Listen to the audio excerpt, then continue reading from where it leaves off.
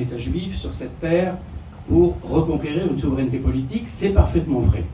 Mais peut-être qu'avant d'envisager un État juif, le sionisme tel qu'il a été perçu par les amants de Sion en Russie, parce que c'est là le berceau historique, c'est la Russie, et également en terre, en Palestine, en Eretz Israël même,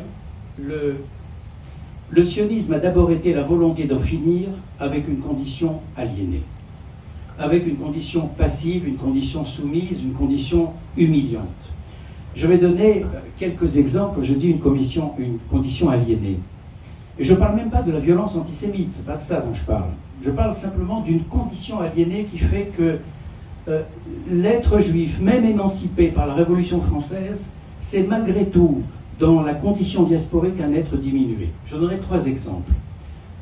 L'un, dans la littérature française, chez Proust.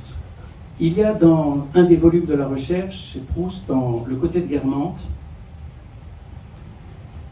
Proust rapporte la scène suivante. L'un des rares personnages de la recherche qui est juif, qui s'appelle Bloch, il rapporte la scène suivante. Bloch est en discussion avec un aristocrate français lors d'une soirée mondaine quelconque, et l'aristocrate lui demande de quelle origine il est.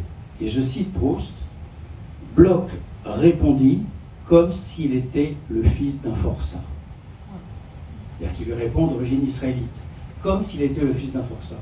Et Proust le dit d'autant plus, avec d'autant plus d'intelligence et de finesse, qu'il est de mère juive, vous le savez. Ma mère s'appelait Jeanne Veil, du judaïsme alsacien. Et lui ne s'est jamais senti juif, même s'il raconte, il y a des souvenirs très émouvants de Proust qui raconte qu'il allait avec son grand-père, Tadéveil, au cimetière du Père-Lachaise. Il n'avait jamais compris pourquoi poser une petite pierre sur la tombe de l'ancêtre. Bon. Deuxième exemple, l'affaire Dreyfus. Au moment de l'affaire Dreyfus, Léon Blum raconte ça au moment de la mort du capitaine en 1935, le gros des notables du judaïsme français, dans ce qu'on appellerait la bourgeoisie israélite, a fait le gros dos.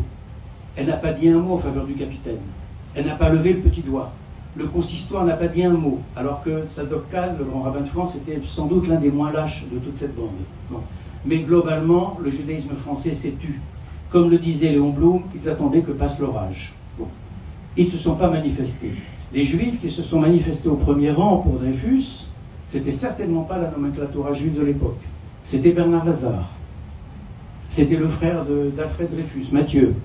C'est tout. Et beaucoup d'autres qui n'étaient pas juifs. Bon. Troisième exemple, nous sommes durant la Deuxième Guerre mondiale, le New York Times. On constate une chose, c'est que les nouvelles relatives à la Shoah, qu'on n'appelle pas encore la Shoah, arrivent très rapidement à partir de la fin 41, parce que les Britanniques savent déjà l'essentiel dès la fin 41. Bon. Je n'entre pas dans le détail, ça nous entraînerait trop loin. Et on constate que dans la presse américaine, en 1942, les gros titres sont faits sur les massacres de Juifs, avec d'ailleurs un retard considérable sur l'événement. C'est-à-dire que quand la presse américaine parle de 700 000 Juifs déjà massacrés, en réalité, en Europe orientale, on est déjà à 2 millions. Quand ils parleront de 2 millions, c'est déjà à 4 millions. Bon. En tous les cas, ils en parlent. Or, on constate qu'il n'y a dans la presse américaine un seul journal qui n'en parle jamais en première page, qui en parle en page intérieure. C'est le New York Times. Entre 41 et 45, le New York Times relègue toujours... Il en parle, hein, il ne cache pas l'information. Mais jamais en première page. Or, on constate une chose, c'est que le New York Times est possédé par une famille juive, la famille Sulzberger, et qu'un grand nombre de ces journalistes sont juifs. La raison, vous la devinez facilement. Ils ne veulent pas être soupçonnés de parti pris dans le compte-rendu des événements de la guerre. Ça, c'est une attitude diasporique. C'est ça l'aliénation dont je parle. Donc, il y a